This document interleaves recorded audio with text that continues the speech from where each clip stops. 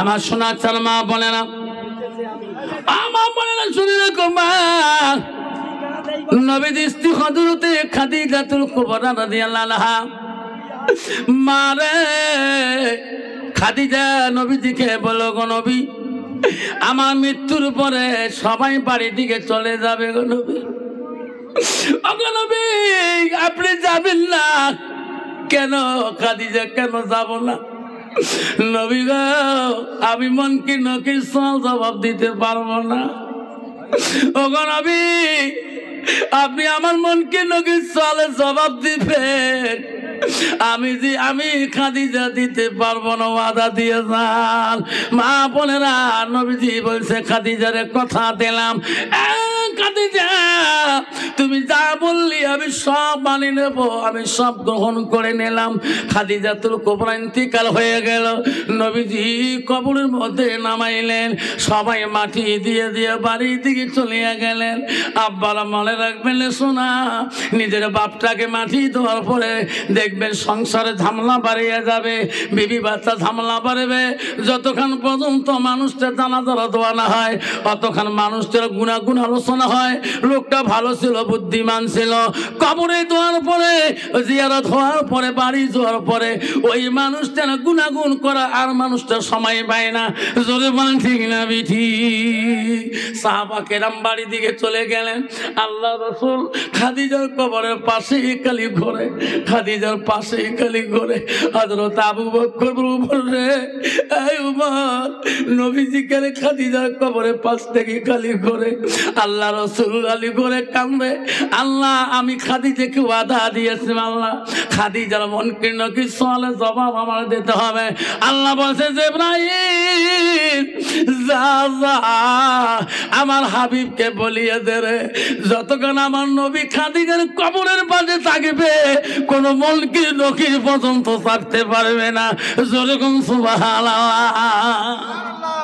ও জিবরাইল তুমি যা আমার নবী মুহাম্মদকে ওয়াদা দে, খাদিজার ভালোবাসার জন্য থাকার জন্য আমি কথা দিলাম না জিবরাইল, আমি খাদিজার মনকি নকির সওয়াল আমি আল্লাহ ক্ষমা করে দিলাম। নাই থাকবে মা বোনেরা, আম্মারা আজকে তোমার স্বামী, মা তুমি কবরে চলে যাবা, মা কোনোদিনও তোমার স্বামী বলবে না আমি তোমার সওয়াল জবাব দেবো। মা রে নবীজির নবীজির বেটি ফাতেমাতুল জহিরা একদিন দোনো ভাইকে ডাকে ডাকে হাসান হোসেনকে বলে, বাবা আসো রে, দোনো ভাই আমার কোলের মধ্যে আসো। দোনো ভাই কোলে নিলেন। হযরতে হাসান হোসেনকে ফাতেমা বলে, আব্বা আজকে জন্মের কোলে নিয়ে শেষ করে দেই, আর মনে হয় কোনোদিন তোমার কোলে নিতে পারবো না। হাসান বলে, মা এমন কথা কোনোদিন বলিস নাই রে মা, আজকে কেন এই কথা বলিস মা?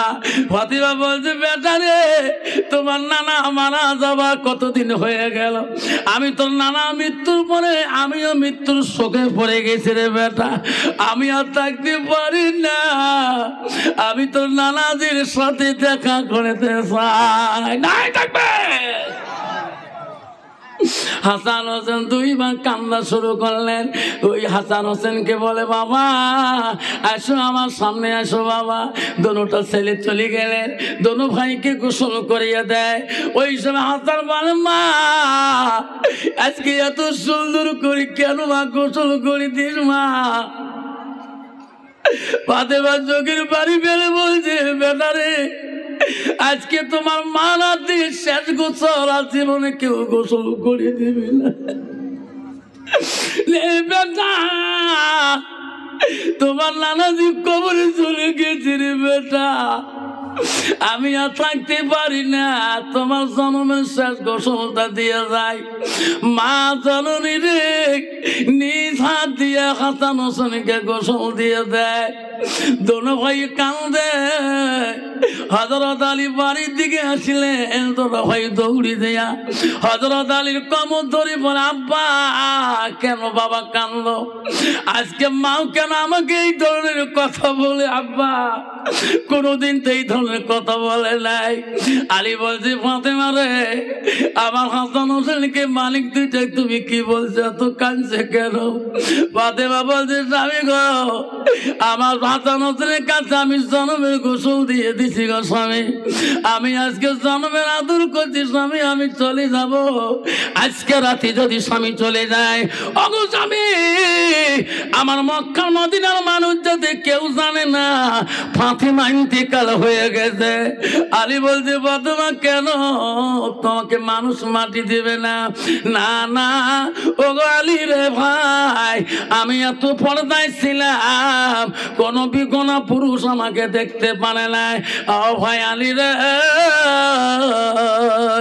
আমার মৃত্যুর পরে কত বিদিন কাফের না সারা আমার চেহারাটা দেখার জন্য আসবে কেউ যদি খারাপ নিয়েতে আমার পর্দা খেলাপ করে আসবে আমি কাপনের ভিতরে থাকবো কেউ যদি কল্পনা করে ফাতেমা এত লম্বা ছিল চওড়া ছিল এতটুকু ফেট ছিল গো ও আলী কেউ যদি খারাপ কল্পনা করে আমার ফাতেমার জীবনে পর্দা দাম আল্লাহ দিবে না নাই থাকবে মা বলে না আজকে আমি কতটুকু পর্দায় থাকি যতটুকু পর্দা থাকা ততটুকু মুসলমান আমি থাকতে চাই না তোর কোন ঠিক না ঠিক হযরত আলীকে বলে আলী আমার আব্বা আমাকে ডাকতেছে আয় আলী রে আমি চলে যাব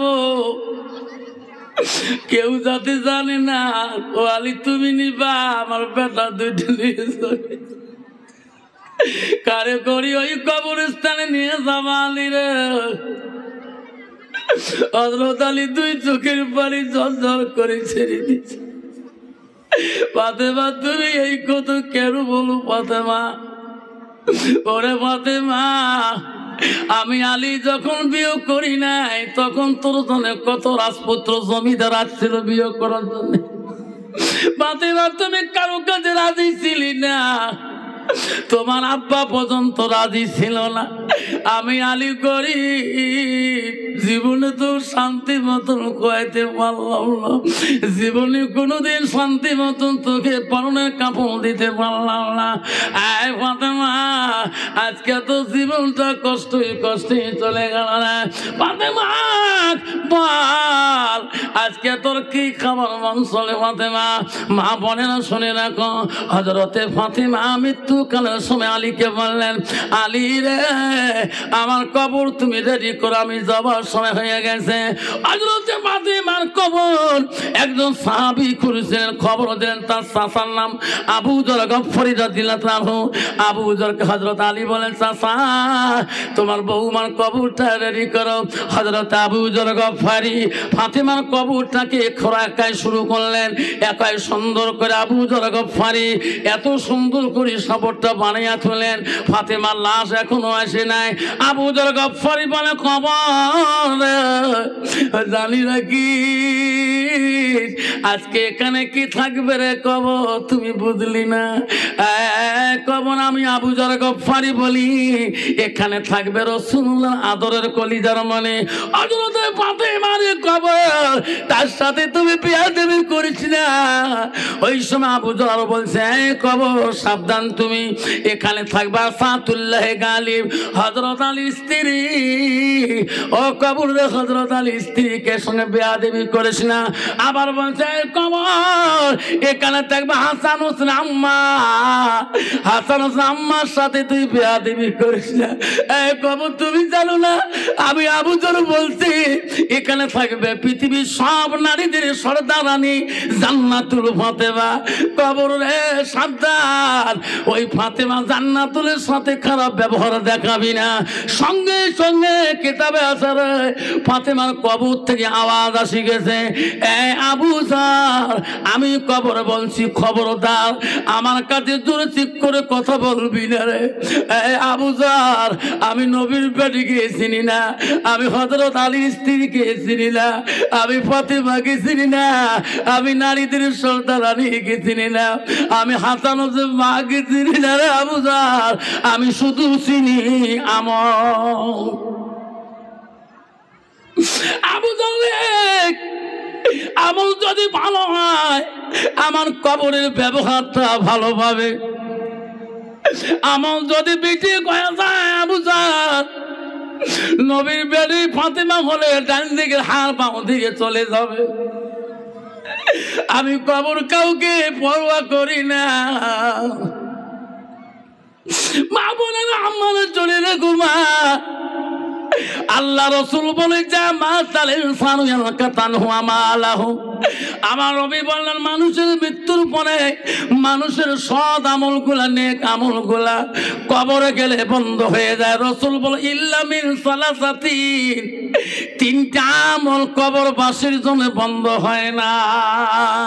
নাই থাকবে আব্বাজন আমার কয়টা আমলের কথা রসুল বলল, বুখারী মুসলিম হাদিস, কয়টা আমলের কথা বলে ইল্লা মিন সালাসাতিন, নবী বলল পৃথিবীর সব আমল বন্ধ হয়ে যাবে ইল্লা মিন সালাসাতিন, তিনটা আমল কবরবাসীর জন্য আল্লাহ বন্ধ করবে না।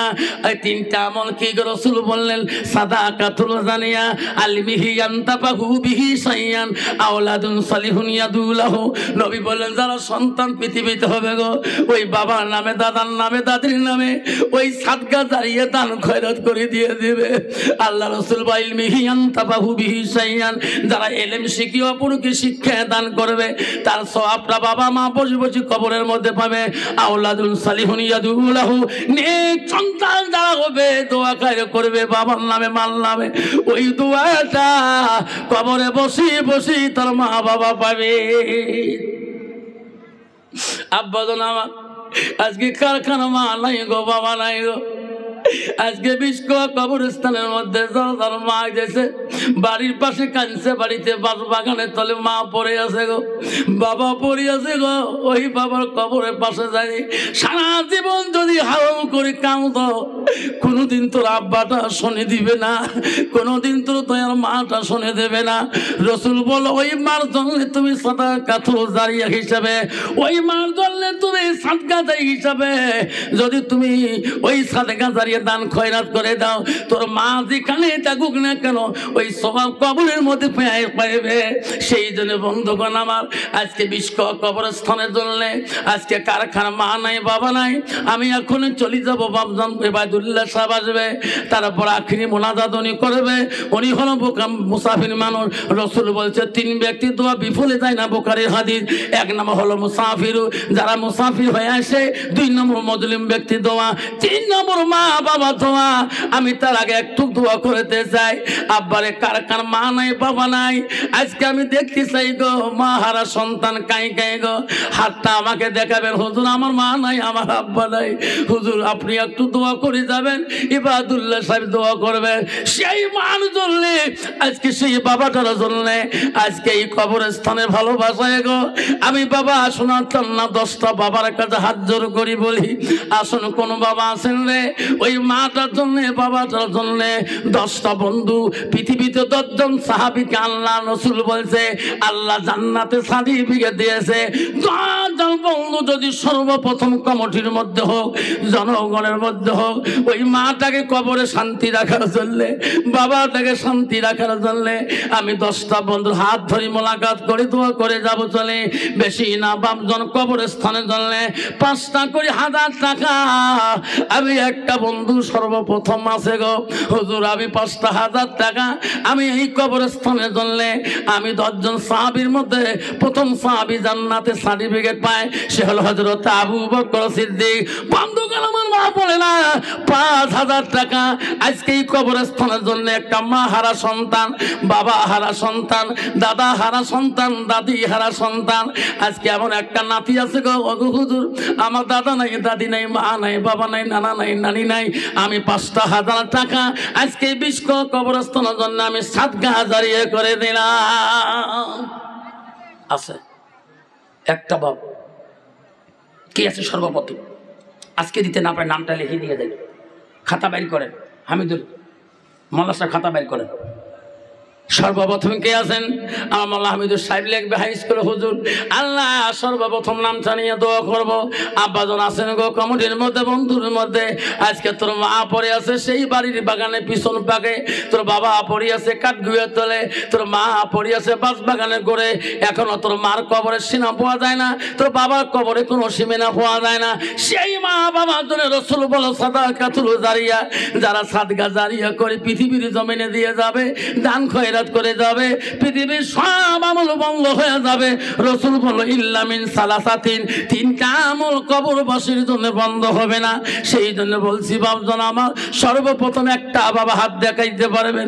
হুজুর আমার মার জন্য বাবার জন্য আজকে আমি বেশি দিতে পারি না, 5,000 টাকা ওয়াদা করলাম হুজুর, আমি 1,000 টাকা দিয়ে 4,000 বাকি রেখে রাখলাম।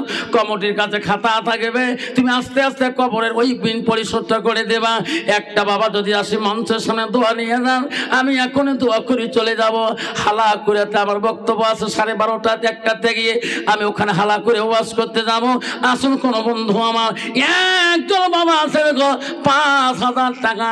এই মহফিলের মধ্যে একটা বন্ধু বাজার এলাকা কত ধনী কত মালদার, আজকে তো দাদু ওটা কবরে পড়ে আছে, এত আদর যত্ন করেছে, তো ভাই ভাই করে ডাকছিল। আল্লাহ ইসুফ আলী ভাই, আল্লাহ মৌলানা ইসুফ আলী সাহেব, আল্লাহ আমার গোলগঞ্জে বাড়ি টুকরা সরে এখন আসছে।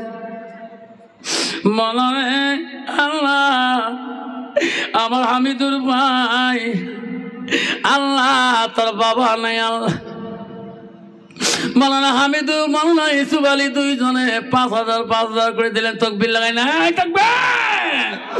একটু হাত তুলি দোয়া করবো। আল্লাহ আমি হাত তোলেন সবাই। ওগো মহল্লা, ওগো আল্লাহ দেখ রে তাকাইয়া, আল্লাহ মৌলানা হামিদুল ইসলাম ভাই আমার, এই হাই স্কুলের হুজুর আমার, আল্লাহ ইসুফ আলী মোল্লা ভাই আমার, আল্লাহ নতুন বাড়ি বিস্কয় করেছে, বিস্কয় পাত পাইবে। মৌলানে আলেম মানুষ, আল্লাহ সর্বপ্রথম দিয়ে দিলে আল্লাহ 10,000 টাকা দান করলেন। আল্লাহ আল্লাহ কারো মা নাই, কারো বাবা নাই, আল্লাহ কারো দাদা নাই, কারো দাদু নাই, কবরের জমিনে শুয়ে আছে। আল্লাহ পৃথিবী যদি সব আমল বন্ধ করে দাও, আল্লাহ দান তো বন্ধ করবে। রাসূল হাদিস বলে যায়, আল্লাহ দান ওসিলা করে আল্লাহ আমার দাদা দাদি বাবা মার কবরগুলো তুমি জান্নাতের বাগান বাড়ে দাও। লা ইলাহা ইল্লাল্লাহ মুহাম্মাদুর রাসূলুল্লাহ।